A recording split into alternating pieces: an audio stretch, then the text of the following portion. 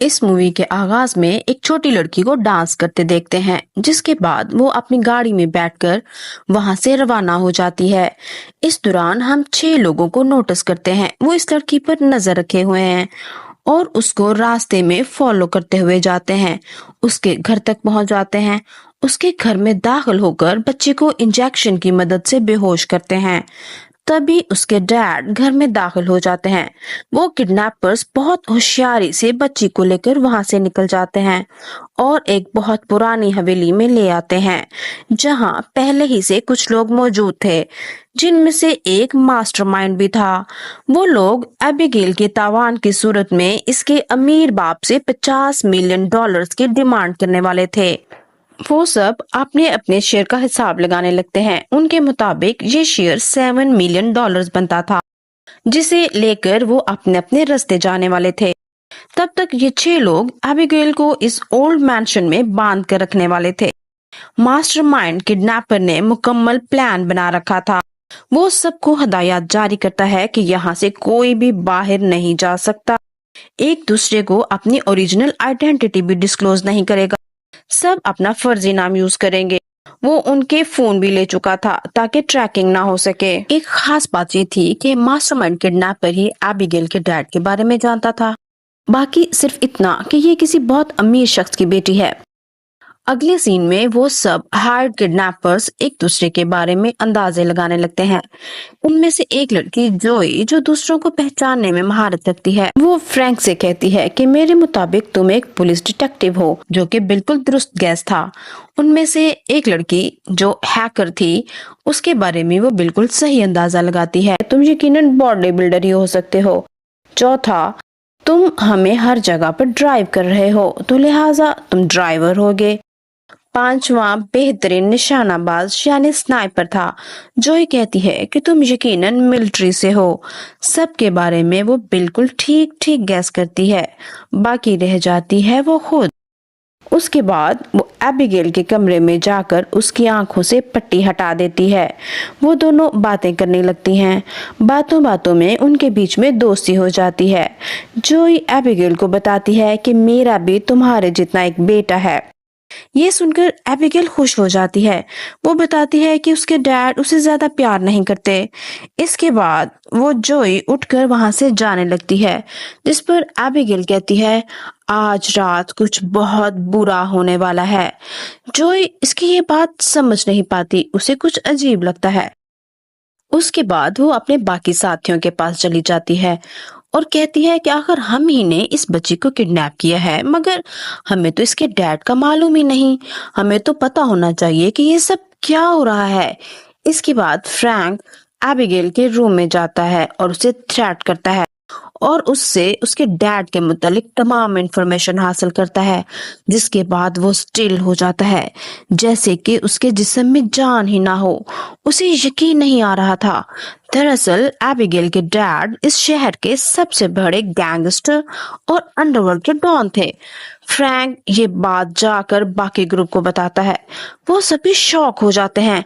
इसके बाद फ्रैंक अपना एक एक्सपीरियंस शेयर करता है कि डिपार्टमेंट के कुछ ऑफिसर्स ने इस गैंग के खिलाफ इन्वेस्टिगेशन स्टार्ट की थी। उसके बाद उन ऑफिसर्स को लाइव थ्रेट्स आना शुरू हुए, अगरचे उन्हें फुल प्रूफ सिक्योरिटी प्रोवाइड की गई और उन्हें नामालूम मकाम पर महफूज तरीके से छुपाया गया, मगर फिर भी वो तीनों ऑफिसर्स उस एक्सट्रीम सिक्योर रूम में मुर्दा हालत में पाए गए थे, सिवाय ड्राइवर के, जिसे इस कहानी पर यकीन ही नहीं था। उसके बाद वो किसी काम से उठकर बेसमेंट में जाता है। वहां उस पर अटैक हो जाता है, जिस पर वो चीखता है। उसके चीखने की आवाज हैकर लड़की सुन लेती है। वो लड़की चेक करने बेसमेंट में जाती है। वो देखकर हैरान रह जाती है कि उसका गला काट दिया गया था। वो वापस आकर सबको बताती है कि हम पर हमले शुरू हो चुके हैं। स्नाइपर कहता है मुझे पैसे नहीं चाहिए, मैं तो यहाँ से भाग रहा हूँ। और वो जैसे ही उस मैंशन से बाहर निकलने की कोशिश करते हैं, यहाँ का एडवांस सिक्योरिटी सिस्टम ऑन हो जाता है। पूरे घर के इर्द गिर्द एक सिक्योरिटी शील्ड आ जाती है। अब वो लोग यहाँ कैद हो चुके थे। जोई एबिगेल के रूम में दोबारा जाती है और उससे इस मामले पर बात करती है। जिस पर एबिगेल जोई को बताती है कि फ्रैंक तो उसके डैड का ही आदमी है। जोई इस पर शदीद गुस्से में आ जाती है कि स्नाइपर का भी मर्डर हो चुका है, जिसे बहुत वहशियाना अंदाज में कत्ल कर दिया गया। वो आते ही फ्रैंक पर गन तान लेती है। वो उसे बहुत समझाने की कोशिश करता है कि ये सब झूठ है, वो बच्ची हमारे साथ खेल खेल रही है। ये दोनों लड़ते लड़ते एबिगेल के रूम के सामने आ जाते हैं। एबिगेल उन्हें देख रही होती है और फिर अपने हाथों से हथकड़ियां खोल देती है। फिर अचानक वो एक खौफनाक वैम्पायर में तब्दील हो जाती है। फ्रैंक इस पर गोली चलाता है, जिसके बाद एबिगेल कुछ ही लम्हों में खुद को रिकवर कर लेती है। सब शदीद खौफजदा थे और वहां से भाग जाना चाहते थे। वो एबिगेल के रूम को बाहर से लॉक कर देते हैं।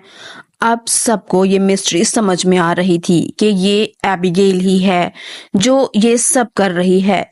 इन अमवात के पीछे इन्हीं का हाथ है। अगर उन्हें जिंदा रहना है तो एबिगेल को मारना होगा। वो सब अपने अपने मुयस्सर हथियार उठाते हैं और एबिगेल को मारने का प्लान बनाते हैं। वो उसके रूम की तरफ बढ़ते हैं, मगर जोई इनसे डिसएग्री करती है। उसके मुताबिक एबिगेल के साथ डील करनी चाहिए, कोई बचत हो सकती है, मगर कोई इसकी बात मानने को तैयार ही नहीं था। वो एबिगेल का रूम खोलते हैं जहां वो स्नाइपर की डेड बॉडी के साथ डांस कर रही होती है। वो जैसे ही कोई मूव करते हैं, एबिगेल उन पर हमला कर देती है। वो अकेली ही उन सब पर भारी पड़ रही थी। वो बहुत मुश्किल से अपनी जानें बचाकर वहां से निकलते हैं।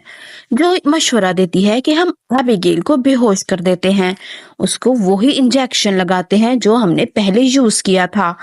ये आइडिया सबको पसंद आता है। वो सब मिलकर पूरी तैयारी के साथ एबिगेल के रूम में एंटर होते हैं, मगर एबिगेल को कंट्रोल कर पाना नामुमकिन था। बड़ी मुश्किल से एक साथी उसे पकड़ने में कामयाब हो जाता है। उसी लम्हे जोई एबिगेल को वो इंजेक्शन दे देती है। इसी दौरान एबिगेल उन लड़कियों में से एक के हाथ पर काट लेती है। इस पर सब खौफजदा हो गए थे, कहीं ये लड़की भी तो वैम्पायर में तब्दील नहीं हो जाएगी। उसके बाद हम एबिगेल को एक जेल में बंद देखते हैं। सब इससे बात कर रहे होते हैं कि आखिर एबिगेल क्या चाहती है। इस पर उन्हें एक ऐसी हकीकत का पता चलता है कि जिससे उनके रोंगटे खड़े हो जाते हैं। एबिगेल बताती है कि दरअसल तुम लोगों ने मुझे किडनैप नहीं किया, बल्कि मैंने तुम लोगों को किडनैप किया है। बेज़ाहिर ये बच्ची दिखने में एक छोटी नन्ही मुन्नी बच्ची है, लेकिन उसके मुताबिक वो 100 सालों से इस दुनिया में रह रही है। वो बताती है कि तुम सब यहाँ इस वजह से हो कि कभी ना कभी तुम लोगों की वजह से मेरे डैड को नुकसान उठाना पड़ा था। वो ग्रुप फ्रैंक को एबिगेल पर नजर रखने के लिए वहीं छोड़कर जाता है और यहाँ से निकलने का रास्ता तलाश करने के लिए बाकी सब वहाँ से निकल आते हैं। वो फ्रैंक से डील करती है कि मैं तुम्हें यहाँ से निकलने का रास्ता बताऊंगी और बदले में तुम मुझे यहाँ से निकालोगे। वो फ्रैंक को बताती है कि लाइब्रेरी में एक बुक है जिसको प्रेस करने पर बिल्डिंग के बाहर का सिक्योरिटी कवर खत्म हो जाएगा और सिस्टम भी डीएक्टिवेट हो जाएगा। मगर फ्रैंक एबिगेल के साथ कोई डील नहीं करता। एबिगेल अपनी पावर्स को यूज करते हुए केज को तोड़ देती है और उन सब पर हमला कर देती है। इतनी देर में जोई अंदर आती है। वो हैमर के साथ वहां की विंडो तोड़ती है जहां से सनलाइट एबिगेल पर पड़ती है, जिससे एबिगेल के हाथ जलने लगते हैं। वो खुद को सनलाइट से बचाने के लिए अंधेरी जगह पर भागकर छुप जाती है। अब ये लोग फिल वक्त के लिए तो महफूज थे क्योंकि सनलाइट में एबिगेल नहीं आएगी, मगर कब तक, रात तो होनी है। फिर वो सब बाहर निकलने का रास्ता तलाश करने लगते हैं। अब तक एबिगेल खुद को रिकवर कर चुकी होती है। अब वो उस हैकर लड़की जिसे उसने काटा था के माइंड को कंट्रोल करती है। वो वैम्पायर बन चुकी थी। एबिगेल उस लड़की को अपने एक साथी को मारने का ऑर्डर करती है और वो ऐसा ही करती है। वो अपने साथी को काट खाती है। जो ये सब कुछ देख रही होती है इससे पहले कि वो उस पर अटैक करती, जोई एक मिरर से सनलाइट उस हैकर लड़की पर डालती है, जिसे वो बर्दाश्त नहीं कर पाती और एक बॉम्ब की तरह फट जाती है। सब मारे जा चुके होते हैं, बाकी बचते हैं जोई और फ्रैंक। वो लाइब्रेरी में जाकर एग्जिट पॉइंट की मदद से दरवाजा खोलने में कामयाब हो जाते हैं। वो देखते हैं कि वहां एक कंट्रोल रूम था जहां लैम्बर बैठा हुआ था। फ्रैंक उसे शूट करने लगता है, लेकिन उस पर तो कुछ असर ही नहीं होता। वो भी वैम्पायर था। वो बताता है कि बहुत अरसे से वो एबिगेल के लिए काम कर रहा है, लेकिन अब थक चुका है। अगर तुम मेरा साथ दो तो हम मिलकर एबिगेल को मार सकते हैं اور اس سب سے جان چھڑا سکتے ہیں۔ فرینک اس کی آفر قبول کر لیتا ہے۔ ان کے بیچ میں یہ طے پاتا ہے کہ لیمبر فرینک کو کاٹ کر اسے بھی ویمپائر بنائے گا، پھر وہ دونوں مل کر ایبیگیل اور اس کے ڈیڈ کو مار دیں گے اور اس تمام پراپرٹی پر قبضہ کر لیں گے۔ فرینک ویمپائر بنتے ہی لیمبر کو مار دیتا ہے۔ اصل میں اس کی نیت بدل چکی تھی، وہ اکیلا ہی سب ایمپائر پر قبضہ کرنا چاہتا تھا۔ اسی لمحے ایبیگیل ڈانس کرتے ہوئے وہاں آ جاتی ہے۔ پہلے جو وہ سب پر بھاری تھی، مگر اب فرینک اس پر قابو پائے ہوئے تھا کیونکہ وہ اس سے بڑا تھا۔ جوئی اب پریشان تھی، وہ خوف زدہ تھی کہ اب اس کی باری ہے۔ وہ یہاں سے بھاگتی ہے۔ آخری بار وہ اپنے بیٹے کو کال کرنا چاہتی ہے۔ جیسے ہی وہ کال کرنے لگتی ہے، فرینک اس پر اٹیک کرتا ہے، اسے ٹارچر کرتا ہے اور پھر کاٹ لیتا ہے۔ اب وہ بھی ویمپائر بن چکی تھی۔ وہاں ایبیگیل بھی آتی ہے۔ اب وہ جوئی کے ساتھ مل کر فرینک کو مارنے کا پلان کرتی ہے۔ کہانی میں ٹویسٹ آتا ہے، چونکہ جوئی فرینک کے کاٹنے سے ویمپائر بنی تھی، وہ اسے کنٹرول کر سکتا تھا۔ وہ اسے ایبیگیل کو مارنے کا حکم دیتا ہے۔ چونکہ فرینک کے کنٹرول میں جوئی تھی، اس لیے وہ ایبیگیل کی طرف مارنے کے لیے بڑھتی ہے، مگر پھر اچانک پلٹتی ہے اور فرینک پر اپنے ویپن سے حملہ کر دیتی ہے اور اسے مار دیتی ہے۔ فرینک بھی پہلے ویمپائرز کی طرف پھٹ کر مارا جاتا ہے۔ اب مرنے کی باری جوئی کی تھی، مگر ایبیگیل اسے نہیں مارتی بلکہ اسے جانے کا کہتی ہے اور بتاتی ہے کہ تم یہ مت سوچنا کہ تم ہمیشہ ویمپائر بنے رہو گی، کیونکہ جس کے کاٹنے سے تم ویمپائر بنی تھی وہ مر چکا، اور جیسے ہی تمہارے زخم درست ہوں گے تم واپس انسان بن جاؤ گی اور ایک نارمل زندگی جی سکو گی۔ جوئی خوش تھی۔ وہ جیسے ہی وہاں سے نکلنے لگتی ہے، ایبیگیل کے ڈیڈ آ جاتے ہیں۔ وہ اسے کاٹنے ہی والے تھے، مگر ایبیگیل اپنے ڈیڈ کو منع کر دیتی ہے اور وہ جوئی کو جانے دیتے ہیں۔ اس مینشن سے زندہ واپس پلٹنے والی جوئی وہ پہلی انسان تھی